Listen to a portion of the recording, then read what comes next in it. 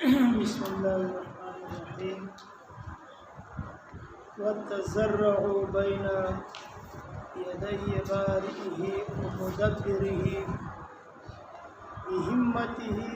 وعلمه. دلتا دنن درس کی اول خبره بنیادی دا کوي چې دا کوم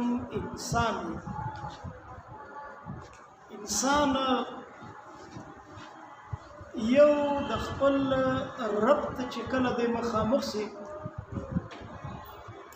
نو د حد درجه عاجزي کوي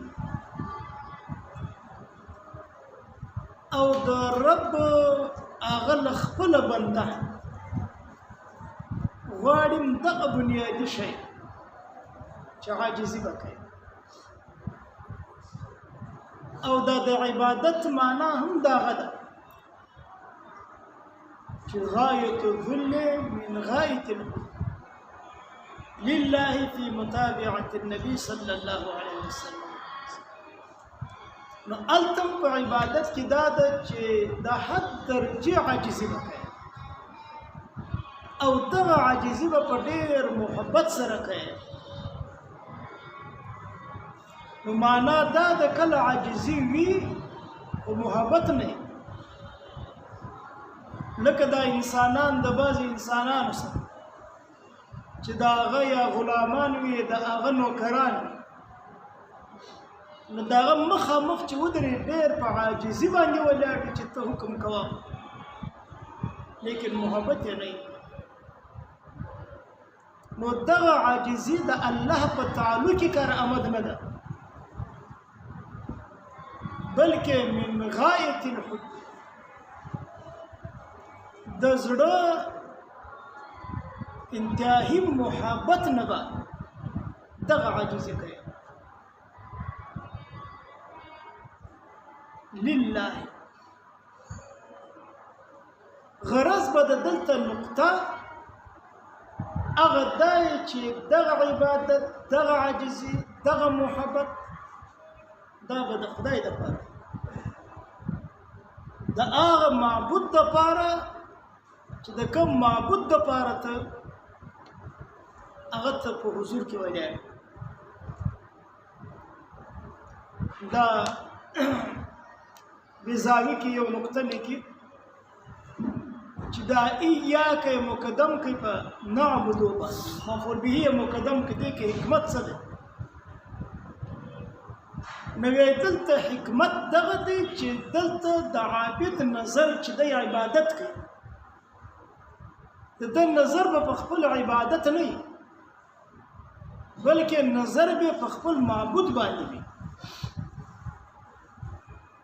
موږ خاول په عبادت لا نظر نشته بیا کډیر همت وکړو نظر مې په خپل عبادت باندې وي چې زری کوسه یو کما سجده سي وکړه نه اصل بندگی دا ده چې ته په دا خپل عبادت کې نظر د په معبود باندې وي د هر څه د ذهن صفای او نظر د په معبود باندې وي دا غسر په تعلق په محبت او د هغه په مخ کې عاجزي وي. بیا چې څومره په د عبادت کې چې څومره کم عبادت مشتمل په عجز باندې وي د عمره د هغه عبادت وزن زیات اهمیت زیات خو فی متابعت النبي صلی الله علیه وسلم دا ټول عبادت دا به معتبر وي چې د رسول الله صلی الله علیه وسلم په متابعت کې وي داسې نه چې دغه د متابعت نه خلاف چې بدعت دغه نوس. نو یو بنیادی شی دا دی وتزرع بین یدی بائه د چې کوم خالق دی د هغه په دربار کې د هغه په حضور کې د عاجزي کوي او مدبره او د مدبر دا د دوه بنیادی صفات شاه صاحب ذکر کړل چې خالق او مدبر یعنی دغه وی چې کاغور چې وویل چې دغه ذات ما خالق دی نو د عاجزۍ مستحق دی د بل څوک مستحق نشته چې دغه زما مدبر دی زما تربیت کوونکی دی نو بل تربیت کوونکی نشته نو زما د عجز زما د عبادت نو هم بل څوک نشته چې بل چا ته دلته چا څه وایي بهمته وعلمه دغه عبادت چې کوي دی دوه شیان لازم دي په عبادت کې د دغه نه بیا عبادت جوړ شي نو عبادت مرکب دی د دوه عناصر که دغه دواړه عناصر وي نو بیا به عبادت کامل وي او که په دغه دوه کې یو عنصر وي نو دغه عبادت به ناقص یو عنصر دا بهمته دغه عبادت به د رب په ډېر یو عزم په یو همت باندې په یو محنت باندې کوي نو دا بعضې خلک په عبادت کې دومره مستحکم او مضبوط وي چې په یو حالت کې د په معاملاتو کې فرق نه راځي همت یې زیات او بعضې هغه چې هغو کې همت نه یو ورځ د مخ په سب کې بل ورځ بیا منځه قضا کړي کله په جذبه کې راشي داسې ولاړ وي عاجزي کوي بس په بل مانځه کې کیفیت بیا نه وي داسې ګوري داسې ګوري داسې پکې اوده راباسي نو بې همت دنیا د که آخرت دا د هغه خلکو دپاره دی کوم خلک چې په هر عمل کې همت کوي تسلسل استقامت نو دی وجه دوی وایي چې دا د انسان کامیابی دا په مسلسل او جد و جهد کې ده چې دی په یو عمل کې تسلسل وکړي دویم عنصر دغه عبادت چې دی کوي سره د علم بې علم نه نو بعضې داسې وي چې عبادت خو کوي خو بې علمه وي د عبادت هغه حدود نه یې ورمالو فرض نه یو شی به مستحب وي دی به واجب بولي سنت به یې دی به فرض بولي او یو څوک به سنت نه وکړي یعنی یو سنت عمل به پرېږدي مستحب عمل دی به ملامتوي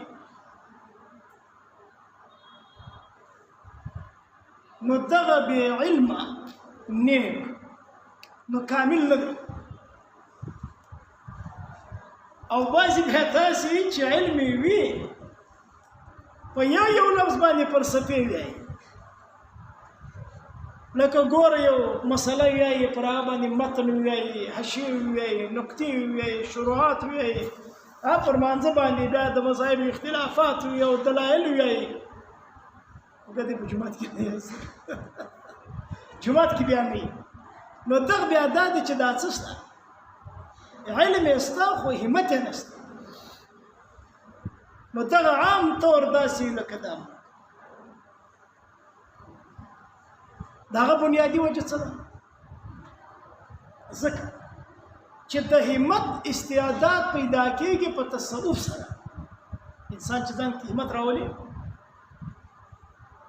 چې د ځان کې همت پیدا کړي د په ځان کې استعداد پیدا کړي عام طور د دې لاره چې کامیابه لاره ده نو هغه تصوف دی نو ته ګوره صوفیا په عباداتو کې ډېر مستحکم یا دعوت تبلیغ والی نو ګوره هغه څلور میاشتې په تبلیغ ولاړ شي بیا د کالم له دنه تکبیر الله نه قضا کوي نو دغه یو تصوف دی دا نور چې دی وړې خانقاه دی او تبلیغ چې دی هغه د تهذیب الاخلاق یو لوی خانقاه یو عالمي خانقاه خو د انسانانو اصلاح کې اوس لیکن چې کوم خلکو سره بیا علم دی د هغه سره تصوف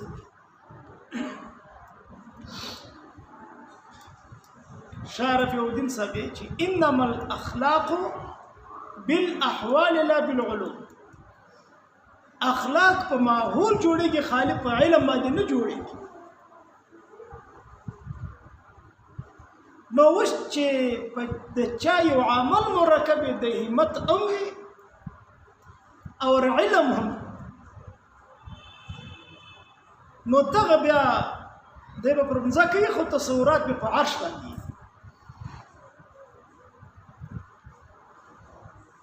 نو دغه دوه بنیادی شیان په عبادت کې ضروري چې علم او دغه رنګه عمل په همت باندې